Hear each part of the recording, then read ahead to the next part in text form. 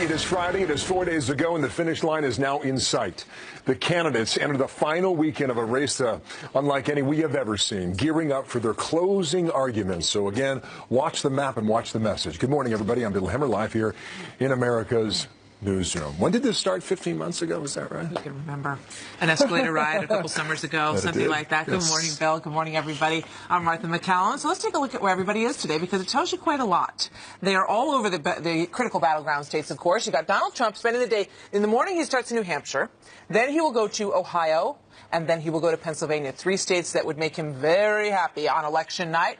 Mike Pence, where's he today? Let's take a look. He's in Michigan, which is one that Trump would need to flip. North Carolina, which is very, very tight and leaning towards Hillary. And Florida, which is neck and neck right now. Let's take a look at Hillary Clinton's day. She will be crisscrossing Pennsylvania, Michigan, she'll be in Detroit, and Ohio as well today, where there are new concerns for the Democrats and African-American turnout, one of the big issues that everybody's watching in terms of demographics in this race. Tim Kaine's got the pretty easy day of the group. He is going to make a stop in Florida, maybe more than one stop. We'll find out as he continues to roll along. This as we watch this tracking poll, which today shows Clinton with a 2-point lead. At the beginning of this week, Trump was up a point, so that's all still within the margin of error. With so little time left, both candidates hitting on their opponent this way. What I have is a winning temperament. I have a winning temperament. Hillary is an unstable person. She is I think she's probably spent $500 million on phony ads. Best thing I have is my temperament. We know how to win. Someone who had another rally yesterday actually said out loud to himself, "Stay on point, Donald. Stay on point." His campaign probably put that in the teleprompter. Stay on point, Donald. Stay on point. This is what it looks like with just a few days to go out there. Senior national correspondent John Roberts live in Atkinson, New Hampshire. That's where Donald Trump is going to start the first rally of the day about 3 hours from now. Good morning to you, John. Martha, good morning to you. In answer to Bill's question, I'll tell you when this all started, November 5th, 2012. We're just hoping it's all over November 8th, 2016, because there is the potential between New Hampshire and Maine for this whole thing to end up in a 269-269 tie, which then would put us into a realm that none of us have seen before, at least in our lifetimes. Things looking better for Donald Trump here in the Granite State than they have in the past week. About a week ago, Hillary Clinton was up 7 to 9 points. Let's put up the results of a new Boston Globe poll that finds it's all even up here in New Hampshire. 42 points apiece. This morning, Donald Trump's first rally here at the Atkinson Country Club and Resort. He'll be obviously talking a lot about Hillary Clinton's problems with her email, the FBI investigations. Yesterday in Selma, North Carolina, telling a very heavily military crowd that Hillary Clinton, the way she dealt with his unsecured server and all of those emails, really was disrespecting the sacrifice that they have made to this nation. Here's what Trump said last night. She was more interested in keeping her emails a secret than in keeping our classified intelligence a secret. She was more interested in protecting herself than in protecting the people of the United States. Ending this criminal government corruption is one of the most important reasons you have to go out on November 8th. You mentioned that ABC tracking poll a second ago. Indications are that Hillary Clinton may be beginning to gain back some momentum, even in the face of these withering attacks from Donald Trump. So it may be, Martha, that he has to change gears here in the last 4 days, something he might zone in on today, the disappointing jobs number with only 161,000 jobs created. He may use that as part of his closing argument today. Martha? Very important, those closing arguments, as people get ready to head to the polls in just a few days. His wife, Melania, was out in Philadelphia, in the outskirts of Philadelphia on the main line yesterday. She gave her first solo speech in the course of this whole campaign. Talk to us about that, John. And the first speech since the one that she had at the Republican convention back in July, where it didn't go over as well as people thought because of the problems with borrowing some lines from Michelle Obama. But yesterday's speech got rave reviews, particularly from the candidate himself, who was watching it on his aircraft as he was on his way to North Carolina. Melania Trump really trying to energize Republican women in the collar counties surrounding Philadelphia. They really need to try to get the vote up there in Pennsylvania, saying that if she becomes first lady, she will make her signature issue combating cyberbullying. Listen to what she said yesterday. We have to find a better way to talk to each other, to disagree with each other, to respect each other. We must find better ways to honor and support the basic goodness of our children, especially in social media. They're still talking about Melania Trump doing maybe 2-3 speeches before Election Day, but really time is kind of running out on that, Martha. One thing that we do know is going to happen tomorrow, Mike Pence, Donald Trump's running mate, will be in Wisconsin campaigning side by side with Paul Ryan. So that'll be an interesting image for the campaign as we close it out here. Martha? So he's clearly been a very strong advocate on the campaign trail for the top of the ticket. Thank you very much, John. See you later. So then what concerns Team Trump 4 days out? Reince Priebus, chairman of the RNC, the Republican National Committee, with me now out of D.C. And, sir, thank you for coming back here in America's Newsroom. Crunch time. Here we go. Thank you, Bill. What concerns you? Everything concerns me. I'm a pretty obsessive person, so, I mean, everything concerns me, whether it's early vote, absentee, or Election Day activity, things we don't know that may happen tomorrow or the next day, everything, Okay, well, let me try and help. What I do. I worry. Let me try and help you out a little bit. Okay, New Hampshire poll overnight has had them tied at 42-42. Among independents, 52% in that survey from the Boston Globe suggest they are less likely to vote for Hillary Clinton because of the FBI investigation. How do you see that playing out now? Well, I mean, it's what the message has been the entire time. It's what Donald Trump's been talking about, is that someone that was in a position, which is one of the highest positions that you could have in our entire country, she couldn't be trusted with the most basic task of being Secretary of State, which is to protect information and protect our secrets, and she couldn't do it. Now, I mean, talk about a wild year that her potentially this classified information, which we know we're getting reports now that it's true, ended up on a computer of Anthony Weiner, who's being investigated for sexting with a minor. I mean, this is how wild this is. So the Secretary of State and our national secrets are on Anthony Weiner's laptop. And so it goes to the heart of what this issue is all about. I mean, if you want to talk about risk, anytime you have a changed election, risk is part of the equation. The fact that we would put in a person like Hillary Clinton, who destroyed the Russian, she said we were going to have a Russian reset, 20% of the world's uranium, Libya, Benghazi, Iraq, I mean, you name it. Emails. Now, Clinton Foundation, through credible reporting, is being investigated for her selling her position. I get the emails every day from the RNC about where you think you're doing well. I get the emails from the DNC every day doing the same. Democrats say right now in North Carolina, Mecklenburg County, which is Charlotte, big early turnout there. Barack Obama won that county overwhelmingly 4 years ago. Nevada, they believe they are strong there as well. In Florida, in the southeast, they're bragging already about a strong Hispanic vote. If Nevada and North Carolina and Florida, or perhaps you can make the case that you could pick any one of those, goes for Hillary Clinton, that makes your job very tough for Donald Trump to be the president. Well, right, but the problem, Bill, is it's not true what you've said. I mean, so let's just take each one of those. First of all, voting is up among Republicans in Nevada, and voting is down for Democrats. Let's look at North Carolina. North Carolina, keep in mind, for everyone out there, on Election Day 4 years ago, we were down 455,000 votes on Election Day. We won North Carolina. Second thing to keep in mind about that. So first of all, they're off by about 150,000 votes right now as of today than they were 4 years ago. So I'm not sure how they can look at doing 150,000 votes worse in North Carolina and say, oh, we're winning North Carolina. Yeah, you're winning early vote North Carolina, but you're way off of where you need to be, and we're way up. Same in Florida. We're ahead in Florida by 15,000 votes. They were ahead by 60,000 votes 4 years ago. So they can cherry pick here and there and say, oh, in Jefferson County, boy, we've got a 10% turnout. It's not going to cut it. Okay. They're behind almost everywhere where they need to be. We will talk to the Democrats next hour on these very exact points. Final question. Yeah. As it stands today, will Republicans maintain the majority in the Senate? Yeah, as it stands today, we will. How many? And a lot of it, I don't want to put a number on it, but I think certainly 51 or more, and I feel good that the number will be more. As of today, we will hold the Senate, absolutely. Reince Priebus, thank you, sir. I know you've got another interview, so we'll cut you free now. Reince Priebus, head of the RNC. Okay. Thanks. Just days before the election, the Labor Department says that employers added 161,000 jobs in October. Unemployment rate fell to 4.9%.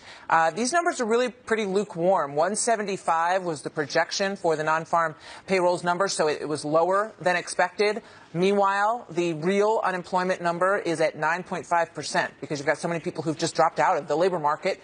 It includes people who work part-time for economic reasons and the so-called marginally attached. Those are people who aren't counted in the labor force because they, as we said, haven't really looked for a job in quite some time. So 9.5, the real unemployment rate. He's down here campaigning for crooked Hillary. Now, why isn't he back in the office, sometimes referred to as the Oval Office? Why isn't he back in the White House bringing our jobs back? All right, from the office to your home, Donald Trump hitting President Obama now. The president stumping for Hillary Clinton in that home stretch. Trump now calling him the campaigner-in-chief. One in a million, Fox News political analyst, author of We the People, and Mercedes Schlapp, former media spokeswoman for President George W. Bush. Mercy, good morning to you. Good morning. Juan Williams, good morning to you. Good morning. You know what's intriguing is that Hillary Clinton will be in Detroit, Michigan at 1 o'clock this afternoon, Juan. Right. Michigan. On Monday, she will meet with the Obama family in Philadelphia. Yeah. The day before the final vote. And we watch the map and we see where you go. Like, all that talk about Arizona and Texas Right. and Georgia, you don't hear about it anymore. Well, those are red states. I mean, the idea was to stretch the map for Hillary Clinton. Now I think as you come down to the finish line, Bill, what they're trying to do is make sure that they stir the vote, the base vote that they have in both cities, you know, large African-American populations. And again, what we've seen in terms of the reporting is that the turnout there has not matched what was there in 2012. So I think what you're seeing is really making sure that they get that big turnout. Mercy, what do you think about that?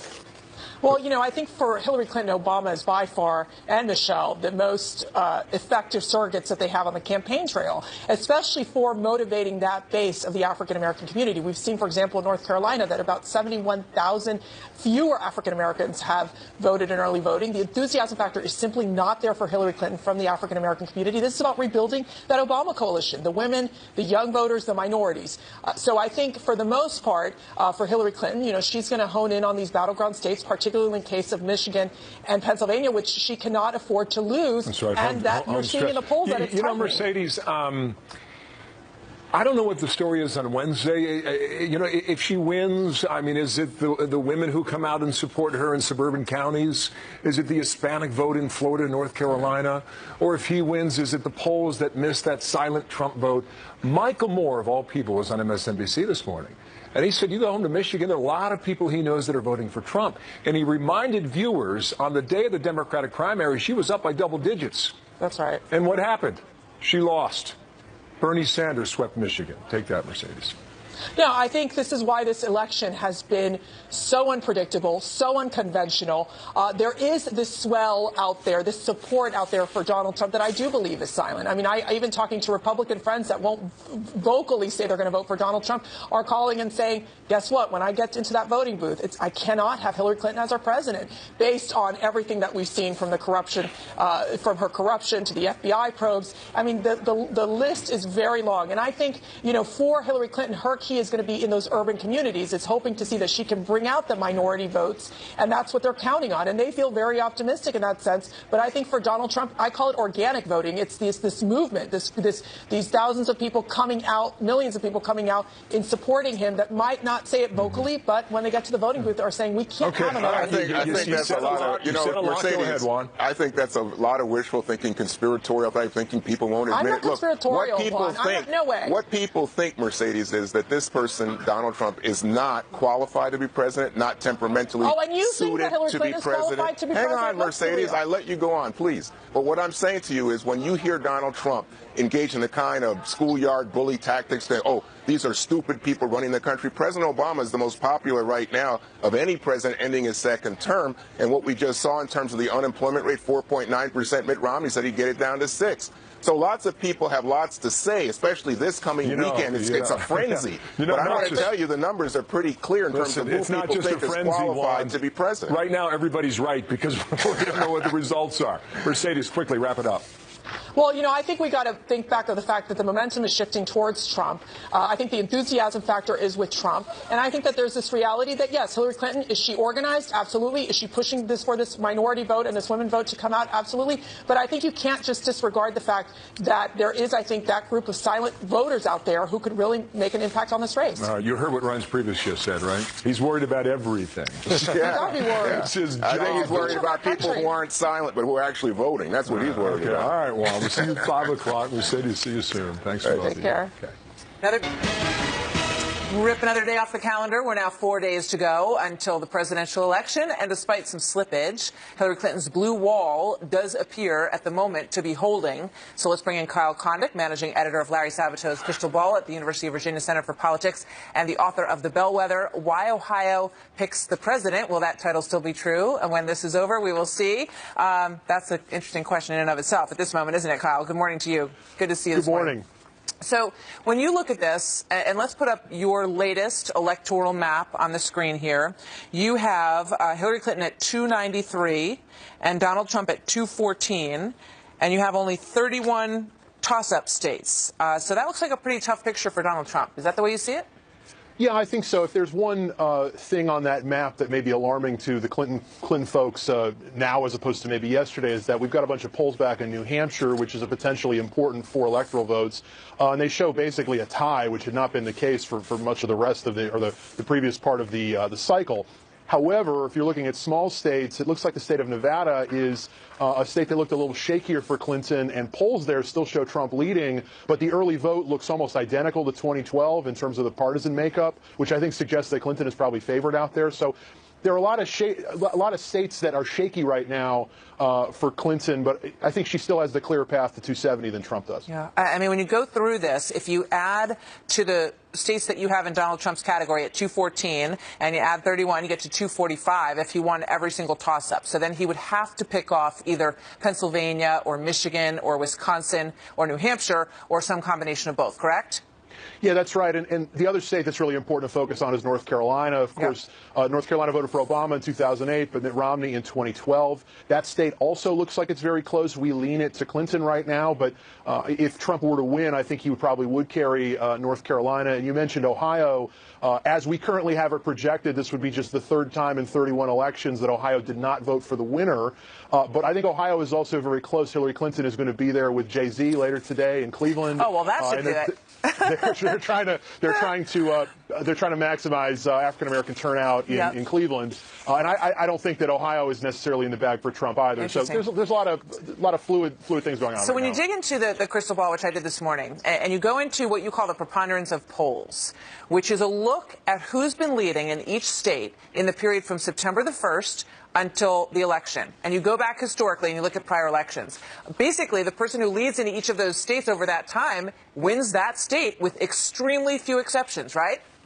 That's right, and it's an important thing to think about with a state like New Hampshire. So we have a bunch of tied polls that came out just recently, but Clinton basically led every New Hampshire poll since Labor Day, and that's true, I think, in a lot of the Rust Belt battleground states, too, of Wisconsin, Michigan, Pennsylvania. And so if Trump were to win one or more of those states, it really would have come out of nowhere because the polling had not really indicated that until now in New Hampshire and really not ever in some of those other states. Yeah, so there's only 3 examples over the last 3 elections where a state where a person was not ahead, essentially, since September 1, they actually won that state. And in any of those cases, did that person who flipped that one state end up winning?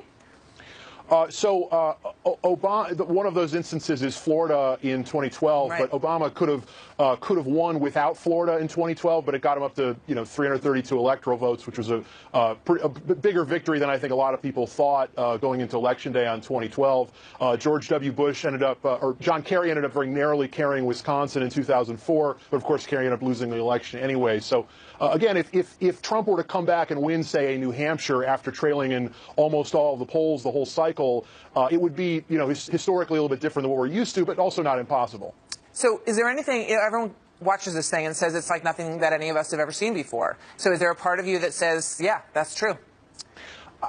Yeah, I think that's right, and I think that there still is a decent amount of uncertainty going into Election Day. I was just thinking back to 2012, and I think I probably was a little bit more confident at this point that Obama would win than Clinton now, but I also think that Clinton has been the favorite the whole time, and I think remains so. It's just that it's getting a little complicated here in the final week. It could come down to that momentum question and whether or not that momentum happened early enough in the Trump campaign to make a difference. So we will see. Kyle, thank you very much. Thanks for filling in for Larry, who doesn't feel so well today. And we hope he's feeling better. Everybody's been burning the candle at the... We're leading, just came out 2 minutes ago, 2 polls. We're leading in New Hampshire. We're sort of leading all over the place. It's a great honor.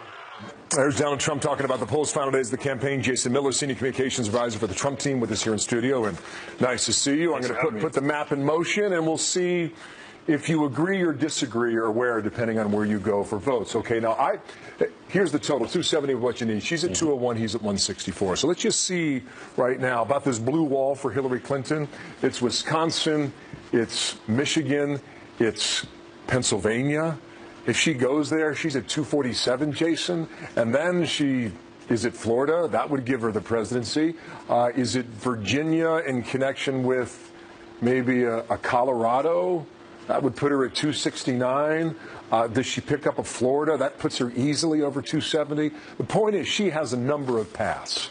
And when you're at Trump Tower and you see this, you think about what? Well, as does Mr. Trump. And I'm going to show you why, if you're a Trump supporter, why you're excited going into this final 4-day stretch. First of all, I'd point out that the red states we're keeping red. So as we talk Arizona, as we talk Georgia. Okay, so I'll tick those off as you talk about them. Okay, you're saying Arizona and Georgia. Yes, we're going to keep the red states red. We've seen the numbers move in excellent direction.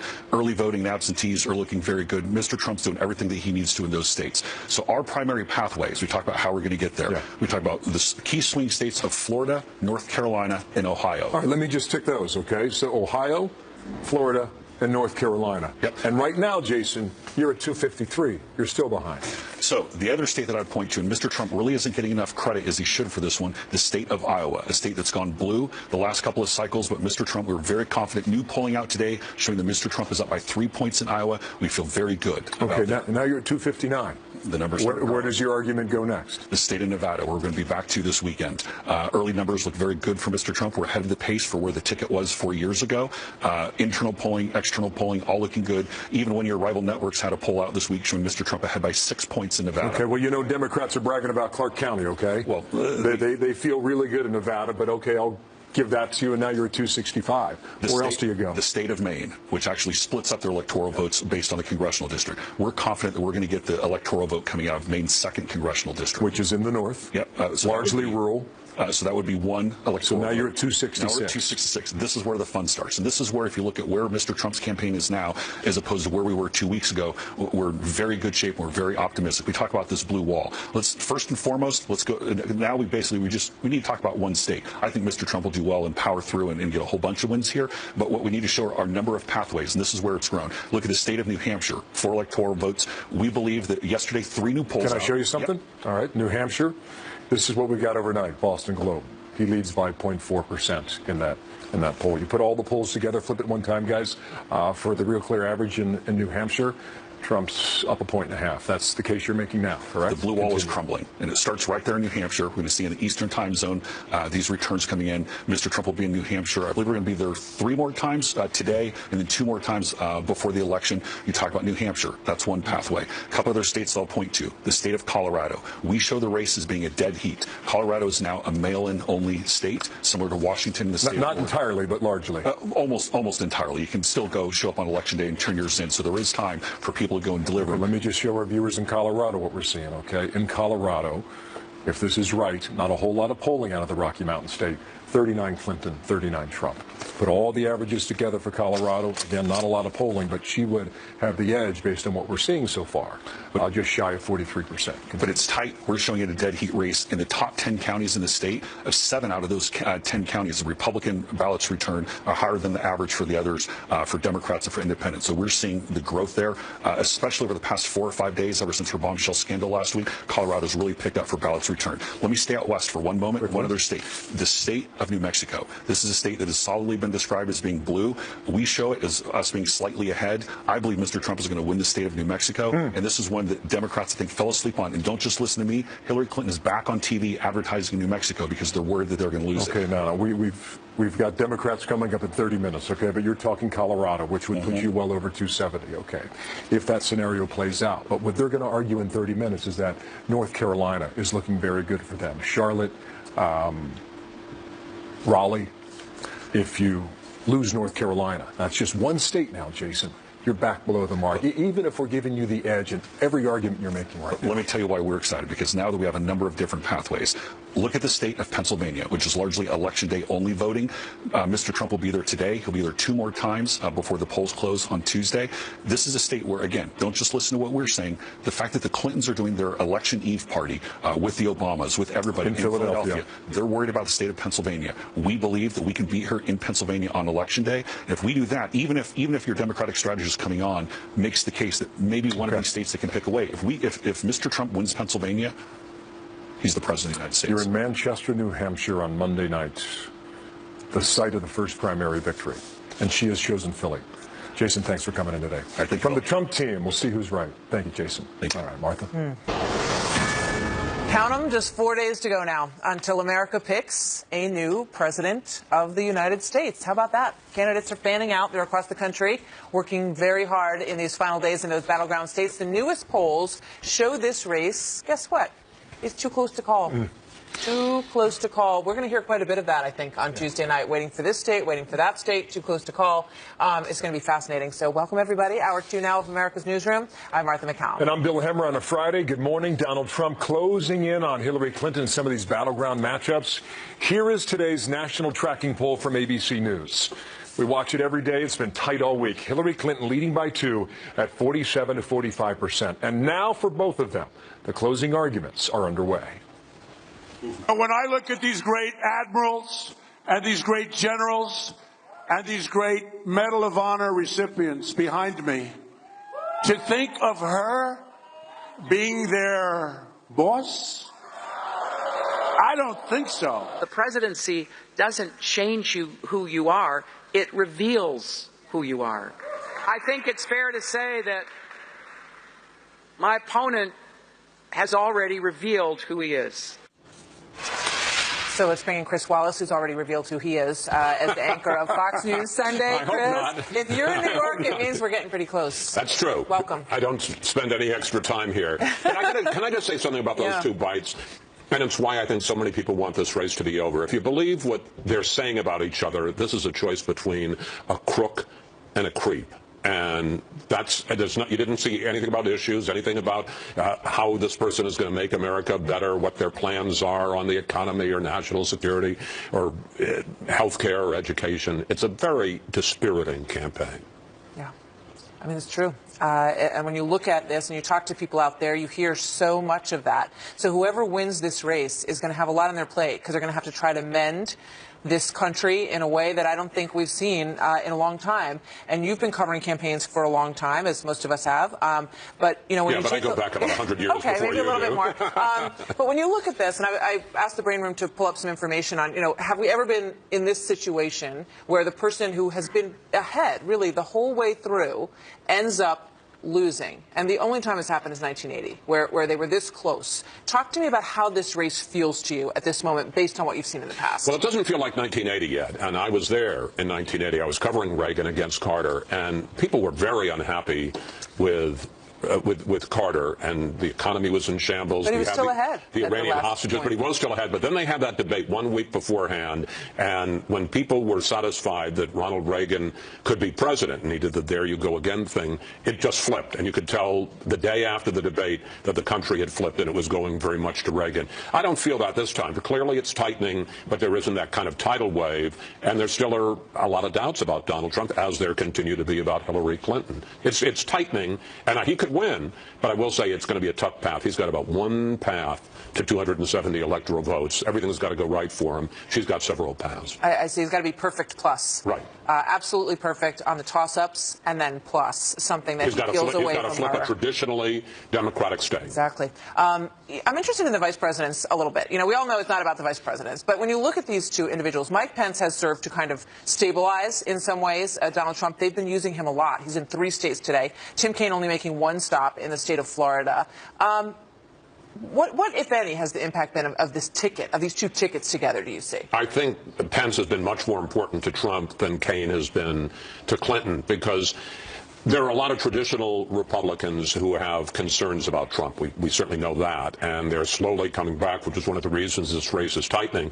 I think that Pence, as a steady presence on the campaign trail, unflappable, strong in the debate against Tim Kaine, has been helpful, sort of certifying that there are, if you have doubts about Trump, that there are other steady presences there who will make this administration successful and reliably conservative. I don't know that Clinton needed as much help. I think Kaine probably helps a little bit, particularly with Hispanics, and the fact that he made a speech the other day entirely in Spanish. But I don't think she needs that kind of help from her running mate that he needs. I suppose marginally he may help in the swing state of Virginia, where he's been a governor and a senator, but frankly, she was probably going to win that anyway. Yeah. In terms of Melania Trump, who came out yesterday and gave a speech which was fairly well received, you wonder sort of where she's been and where some of the argument would have been for putting her out earlier, because when you sort of fast forward and you say on each side what would they have done differently, that might be something.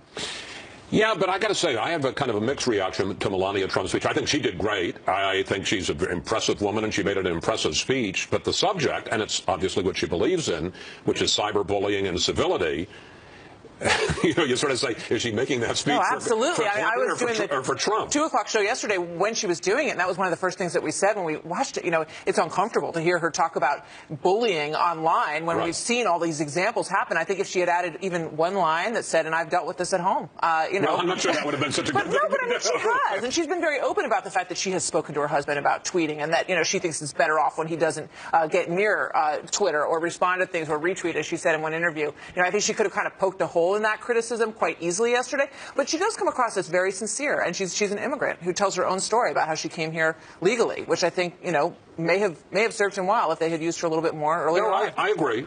That particular issue, though, made me think that Hillary Clinton could run that speech and then say, I approve that message. So. Chris, thank you very much. Look forward to having you here. May I say we've got a show on Sunday? Do you really? And yes, we're going to be speaking to the aforementioned Mike Pence, the running mate for Donald Trump, will be on the show. We're hoping to get Tim Kaine or some top official. We're going to debut, you'll be very jealous of this, we debut the Fox News super-duper election set. Yes, no, we get it first, though. Because it's Fox News We're all Sunday. Fighting over this new studio. And we're going to have Carl Rove crunching the numbers. We will tell you exactly where the race stands 48 hours ahead of time. And did I mention from the brand new election headquarters? Well, that's fine. We'll be around. We'll look for that. We're going to be here also. 1 o'clock in the afternoon, 3 o'clock in the afternoon, and of course, Mr. Sunday owning the main territory on that day. Chris, thank you. We call that anchor envy there, Wallace. Exactly. Go gentle on that new place. Nice to see you, Chris. The Clinton team now bringing out the big guns, calling on top surrogates, including former opponent Bernie Sanders. The Vermont senator joining Clinton yesterday in North Carolina when this went down. This election's been a lot more fun now that we're on the same side. Every social movement, every economic advance has only come about because people were willing to work and sacrifice. Mike Emanuel, senior correspondent, live in Pittsburgh today. Allegheny County looks beautiful. So Clinton's bringing out the star power. What's her final argument to close the deal? First Pittsburgh, then Detroit later. Go, Mike. Well, that's right, Bill. Hillary Clinton trying to tap into that star power, trying to energize the people she needs to win the White House. Jay-Z will headline a Get Out the Vote concert for her in Cleveland tonight. Katy Perry will headline a rally in Philadelphia for Hillary Clinton tomorrow night. Yesterday, it was entertainer Pharrell Williams campaigning with Clinton in Battleground, North Carolina. Clinton says she's ready to take the baton from President Obama to carry on his legacy. We need to make sure we deliver on that promise. And in this election, President Obama's entire legacy is on the line. Everything that he has worked so hard to do against implacable opposition. What's not clear is if the celebrities and VIP surrogates can share or transfer their popularity to Hillary Clinton in the final days. So traditionally, these races tighten at the end, and it would appear that's the case now, right, Mike? No question about that. Very close race and in some interesting places as well. The CBS New York Times poll reveals a very close race heading into the final weekend of this campaign. Clinton 45%, Trump 42%. Here in Pennsylvania, the Real Clear Politics average has Clinton with a 3-point edge, 46.8 to 43.8. Then there's Michigan. Former President Bill Clinton has spent part of 2 days in Michigan this week. Hillary Clinton is heading there today, and so perhaps it's a little too close for comfort there in Michigan, and you've got the Clinton team working to make sure there are no surprises in Pennsylvania or Michigan on Tuesday night. Right on. Thank you, Mike Emanuel, live in Pittsburgh, where he begins his day. Thank you, Mike. To travel. This in light of early voting data that shows the black turnout falling short of the mark set by President Obama from 4 years ago. R.T. Ryback, Vice Chair of the Democratic National Committee and former mayor of Minneapolis, who is at home in Minnesota. How you doing, Mayor? Good morning to you, and thanks for coming on today on America's Newsroom. Happy to be here. Reince Priebus was making a strong case that all of the data and the emails that the DNC is putting out do not necessarily match up with what they're seeing on the ground. Here's Priebus from last hour to get it going. Watch here. Yeah, you're winning early vote in North Carolina, but you're way off of where you need to be, and we're way up. They can cherry pick here and there and say, oh, in Jefferson County, boy, we've got a 10% turnout. It's not going to cut it. They're behind almost everywhere where they need to be. All right, now your turn. Go ahead. What's the state of the race? Good. It's a nice thing for him to say, but let's face the facts. African Americans are overwhelmingly supporting Hillary Clinton, and the fact that Clinton is within 1 point in Georgia, where there, by the way, happen to be a lot of African American voters powering that, is one good example. Now, he says don't look at individual areas, but that's kind of what elections are about. So look at the early vote that's ticked up yesterday in North Carolina. Let's look at one where it's behind. Let's look at Cleveland, okay? I know those voters well because the Sunday before the election in 2012, I stood with thousands of African-American voters who had been disenfranchised by the Republican Secretary of State. The DNC sued. We got their right to vote. They stood there in the rain. They weren't moving for hours, and they're not going to this time, even though there is now only one early voting site in the entire Cleveland metro area because they keep trying to suppress that. So congratulations. Okay, you helped suppress that. But let me finish this, Bill, because it's important. All right. It's an important point. Early voting is one way of indicating that. So those voters who had more trouble voting early, I looked in their eye in 2012. They will be showing up because they know exactly what disenfranchised means and they know why this matters. Okay, I'm looking at the mapping and we're crunching the numbers. We're trying to pull in all sorts of data and try and figure out what this thing looks like come Tuesday night or Wednesday morning. Right. I see a poll in New Hampshire where it's got a dead even tie. And that same poll from the Boston Globe, it shows that among independents, 52% are less likely to vote for Hillary Clinton because of the FBI investigation. The question then leads us to this. What is the effect of that story on Tuesday's turnout? Well, the polling I've seen hasn't shown a big switch on it, but let's really get regrounded in this. Hillary Clinton will be not only the most qualified president to ever take office, but she is also the one we know more about than any other presidential candidate who's ever run. Every email, every phone number is all out there. So people know what they are getting with Hillary Clinton. We don't even know Donald Trump's tax returns. You know, I'd love to see his emails. I'd love to see his emails just from 3 a.m. to 4 a.m. The fact of the matter is people know what they're getting in Hillary Clinton. And as we focus in the final days, the message is... know about Trump, too. Now, listen, we were... No, actually, they don't. But what we don't know about his ties to Russian business, we don't know about his tax returns. The first candidate in American history to not release their tax returns. Hillary Clinton, 20, 30 years. I just want to squeeze this in. This is very important, too, because you were talking about Cuyahoga County. 3-1 Democrats in that county, northern Ohio. Very important to winning the state, be it a Democrat or Republican. Hillary Clinton is going to Detroit, Michigan today. She is in Philadelphia on Monday. Is that smart politics, or do those two moves show us where they believe the race is right now in Michigan and in Pennsylvania? Most politicians I know start with solidifying their base into a closing argument and solidifying the base. But, you know, I frankly don't think you should read a whole lot into where they are. There's a game, head fakes and all sorts of things about where people are going. But I'm happy she's making a final case in Pennsylvania and in Michigan. Those are good places to go. She was in Arizona before. The fact of the matter is these last-minute polls are showing a lot of bounce. Hillary was within a couple points in Alaska the other day. So the fact of the matter is, we're not as unsophisticated as we used to be. The national polls don't matter. The surgical targeted strikes that we look at, and what was the key to the Obama victories, is the same sort of ground game that's going on with the Clinton team. The Clinton and the Obama teams have teamed up, and they've got the best ground game ever. We're going to win this election because we know one person's prepared to be president and one isn't. Mayor, thank you for coming in today. R.T. Ryback this hour, Ryan's previous last hour. We'll see what happens, right? I mean, you made your case. We'll see who's right. Thank you, sir, for your time today out of Minneapolis. You bet. 20 past. Martha? Meanwhile, there's fierce fighting going on in Mosul as anti-ISIS forces push deeper into that city now. This is word that the terror army may actually be turning on some of its own fighters. More coming up. Also, Melania Trump is on the trail. Her first big campaign appearance since the convention. Is she Donald Trump's secret weapon? And if so, did she wait too long to hit the trail? We'll talk about it. So Donald Trump rolling out a not-so-secret weapon in the final stretch of the race for the White House. His wife, Melania Trump, made a rare solo campaign appearance yesterday in Pennsylvania. Here's some of that. As Donald travels the country, he has asked some simple but very important questions. Do we want a president who is beholden to no one but you, the American people?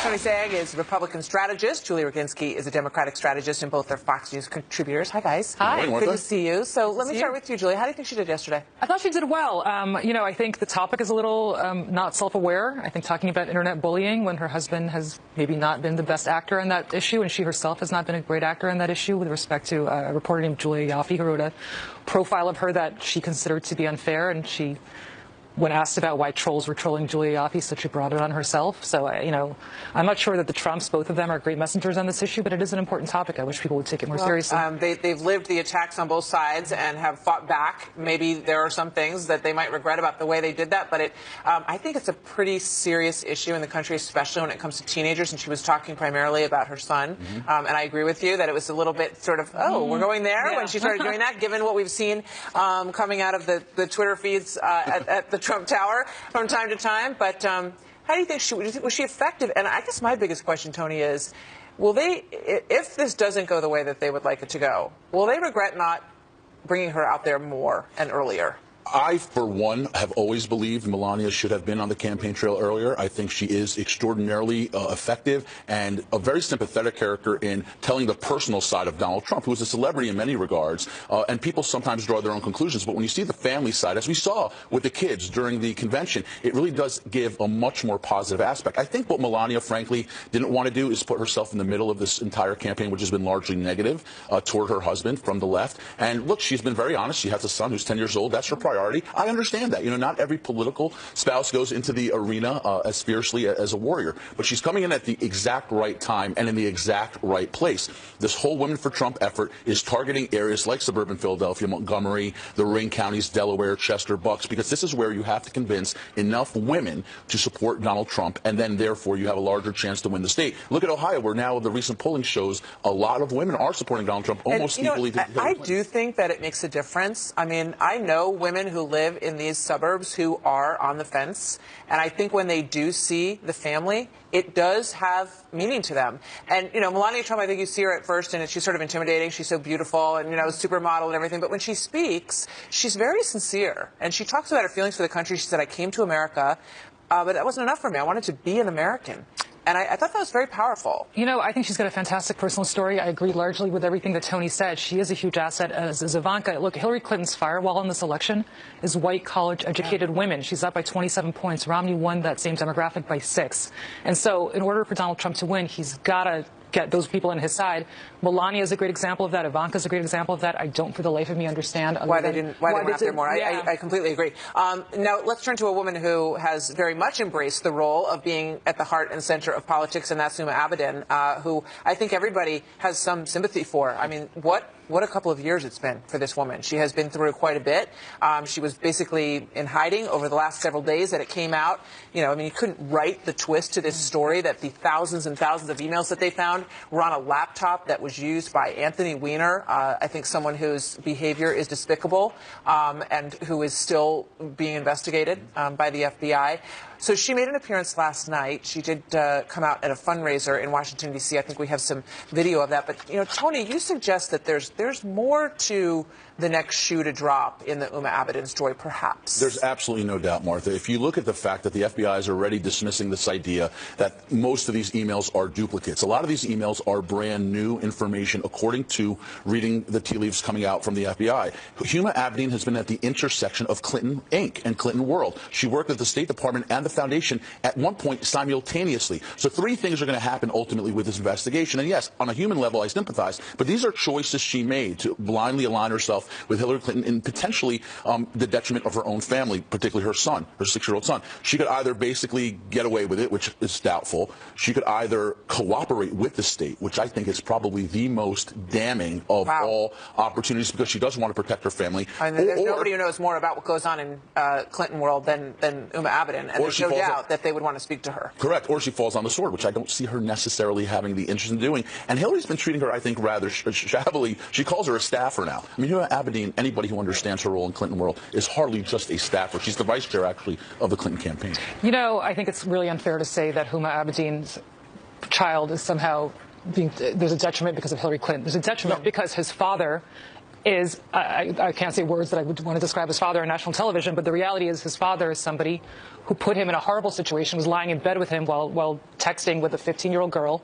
And so if you want to blame somebody, let's not blame Hillary Clinton for what's going on to Huma Abedin's son. The other thing I want to say is I was suggesting that she won't fall on the sword maybe because of that. You don't know what the tea leaves are in this FBI investigation and what the emails say because they just got a subpoena to read them. So unless the FBI read those emails without a subpoena, which would be illegal, we actually don't know what those emails are duplicates or not because the FBI hasn't investigated. But we do know nonetheless that they were on that device. They were on that device. The question is how did they get on that device? Did Anthony Weiner put that on the device? All of our Who stuff knows? is everywhere, right? With your iCloud. I mean, you know, you could think that you know where everything is, but unless you have tracked every single device, and it is surprising that the FBI wouldn't have done that and cleared every single device out of all of these people's houses is pretty interesting. But more shoes to drop, to be sure. Interesting stuff. Thank you very much, both of you. Thanks, Great to see you both. So, Martha, both sides, both campaigns mapping out their expected route to victory. Several states very much in play as we sit 4 days away. Which way will they fall come Tuesday? We'll show you the keys to victory on the board in a moment, and this is interesting stuff, so stay tuned on that. Speaking of interesting, by 10 points, but not taking anything for granted in his home state. Last two nominees together, 4 days now until the election. Guy Benson, political editor, townhall.com, and a Fox News contributor. Chris Steiwald, Fox News digital policy editor and host of I'll Tell You What. How you guys doing? Good. Hey, Bill. I want to show our viewers, and I want you guys to analyze the morsels of knowledge or the morsels of historical significance that we've seen, okay, so far in these campaigns. Take it back to 2012, Mitt Romney, Barack Obama. Let's go in here to Florida, right? In the state of Florida, southeastern part of the state, you had about 26% of the total vote 4 years ago come from these three counties, Miami, Dade, Broward, and Palm Beach. If you were to pop up here to Pennsylvania, southeastern part of the state, this is where Hillary Clinton will end her campaign. You had 20% of the total vote from the state come from these 4 or 5 counties in the southeastern part of Pennsylvania. This is the city of Philadelphia. Starwalt, look at this. I think the overall result was less than 300,000 votes statewide. And Barack Obama had almost 600,000 votes in the city of Philadelphia compared to Mitt Romney, who was just shy of 100,000. You start looking at the map right now, and you start thinking about what's important and why and where you make the margin of difference. I mean, what do you think about 4 days away right now? Well, 4 days we start to, as you say, it's not, the polls are fascinating and it's all very interesting, but the historical data about how these counties vote and how Trump behaves the same and how he behaves differently than a typical Republican nominee. So, for example, in Pennsylvania, why hasn't he done well in Pennsylvania? He hasn't done well in Pennsylvania, not because Hillary Clinton's going to do as well in the city of Philadelphia as Barack Obama did. She probably won't. But because Trump is doing worse in the suburbs of Philadelphia. Now, he can hope that the counterweight on the other side of the state in the collar counties around Pittsburgh, around Allegheny County, that the Republicans have been doing better there, and they're more populist, blue-collar suburbanites. So in that way, Trump has hoped that he could bring Pennsylvania into balance, but I don't think there's enough to offset how poorly he's done with women in the suburbs. Interesting on that. Guy, let me just show you another thing. Remember the primary when Trump rolled through Pennsylvania? This is Lucerne County, okay? This is blue, all right? It's Democratic. Trump picked up about 77% of the votes in Lucerne County during the primary.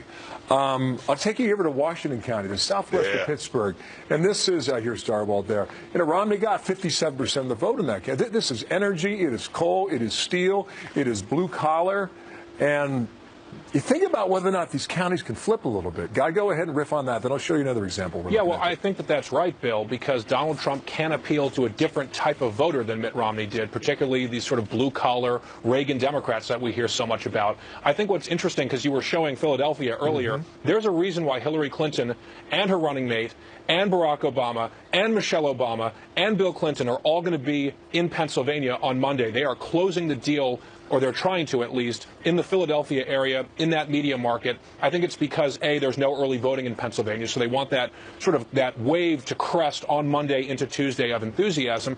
But there's a chance, and some people are saying, maybe the Democrats don't feel quite as secure about Pennsylvania as the polls would indicate they ought to be. That's one interesting thing to keep an eye on. The other one, Bill, very quickly, since you showed Florida before, if you look at the early vote, which only tells you so much, right now, Florida's overtaken the early vote from 2012 already, and Republicans have a very slim lead down there. It looks like it's going to be another nail-biter, surprise, surprise, in Florida. All right, point taken on all that, too. Let me show you guys. I don't know if this is a normal traditional election or not, right, Chris? I mean, you think about that. I mean, in a normal election here 4 years ago, Trumbull County, this is deep blue. Yep. You know, I mean, Trump's been campaigning here. It's steel country. It's Youngstown to the south, and then here in the central part of the state, you've got Delaware County that went 62% for Romney. It's, you know, it's growing. It's suburban, affluent, white voters. Do they go for Trump at 61.7%? No, they don't go for Trump at 61%. But when you talk about the Mahoning Valley, you're talking about how Donald Trump is ahead in Ohio. Because what's going to happen in Ohio is that down in the southern tier of the state, not just on the Cincinnati and Dayton side, but across into the Appalachian tier, all the way over to Ironton and whatnot, that part of the state is going to go so hard for Trump, it's going to, they'll have to find a new color of red in the Crayola box for how red that's going to be. Trump is not going to do as well as a typical Republican does in the suburbs and in Franklin County and in and around Columbus, which hurts him. But boy, he's going to do great with the Democrats, the blue-collar white Democrats in the northern tier of the state, maybe all the way over to Toledo. You know, and also, Bill, I would say that one of the reasons I think that you're seeing Donald Trump outperforming Mitt Romney in a place like Ohio is that there are concerns that you hear about from Democrats about turnout among African Americans. I know they've made up some ground. They were really struggling in Cuyahoga County just a couple days ago. But overall, there are worries among Democrats that, especially in Ohio, African Americans and also places like North Carolina aren't turning out and will not turn out for Hillary Clinton the way they did for President Obama. Can both of you see a monitor right now, by the way? I want to show both of you and our viewers at home. Take you back to 2004 with Kerry and Bush. You know, this is kind of a traditional modern-day political map. I think we'd agree on that. You're red in the middle, and you're blue on the ends. And look what happened when Barack Obama beat John McCain 4 years later. It's blue in Colorado, New Mexico. It's blue down here in the southeast of Florida, North Carolina, Virginia. 4 years later, just a few subtle moves in the map, right? 2008 to 2012. It's just Indiana and North Carolina that Romney flipped. We don't have a sense just yet, Chris, of what this map will look like come Wednesday morning. Right, and you could have, for example, for the first time ever, well, no, you could have a Republican who won Ohio, and this isn't the first time ever, but the Republican who won Ohio but didn't become president. And that's something that we don't see. The map that we know has been basically in place since 1992. Because of Donald Trump's strong appeal with Democrats and strong appeal basically with white voters without college degrees, states that have white populations of more than 75% and states in which more than 75% of the adult population do not have college degrees are a killing field for Hillary Clinton because the Democratic Party abandoned working class white voters a while ago, and he's going to do very well there. So we could, in fact, be looking at a brand new map in which the Republicans are the party of the populist white voter, of the downscale white voter, and the Democrats Democrats are suburban whites and minorities. Guy, can you do that in 15 seconds quickly? Yeah, 15 seconds. 3 steps for Trump is the clearest path for him. Win all the Romney states, add Florida, Ohio, and Iowa, and then you need 11 plus more electoral votes. A couple ways possibly to get there. Data makes it tough, but it's plausible at least. All right, gentlemen, thank you. I keep coming back to North Carolina. I don't know why, but I keep coming back here. You're right. See you later, guys. Thank you, Guy. Thank you.